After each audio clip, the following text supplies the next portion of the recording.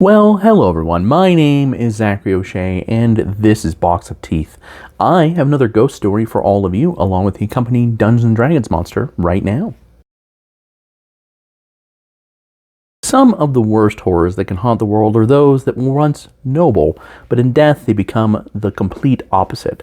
Such is the Lancer we're going to talk about today, a dragonborn that has now taken a dark path now that she's on the other side of the veil. It's hard to tell what color this lady's scales used to be. Don't matter much in the end, I suppose.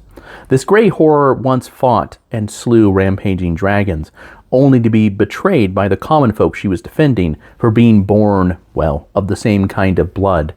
They drove the mystic lance that she carried into her chest and broke it off.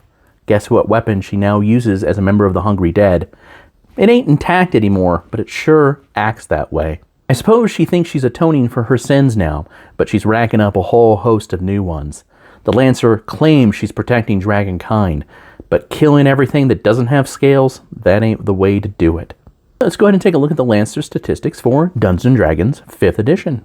The Lancer is a challenge rating 6 medium dead who is lawful evil because she is dedicated specifically to defending dragonkind, no matter what kind of dragonkind they might be.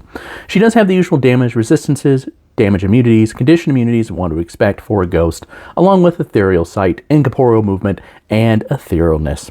On top of that, she has an ability called Clutch Defender, which is just basically the sentinel feat kind of transplanted on top of a creature.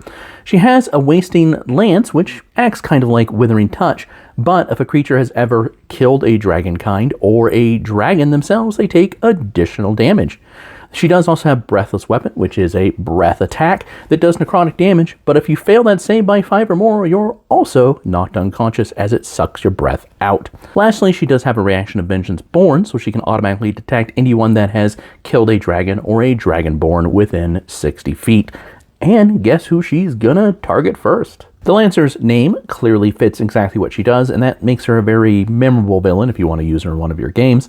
Your players might want to defeat her, or they might want to seek some way to redeem her, because she could be a great ally if she's moved past her insane undead rage. How would you use her in your campaign? I'd love to see in the comments below.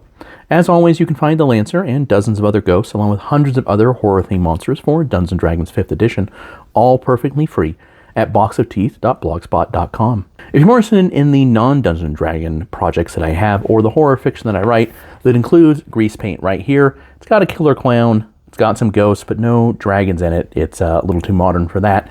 You can always go to www.zacharyoshea.com. All right, as always, I want to say thank you for your time and your attention, and have a wonderful rest of the evening.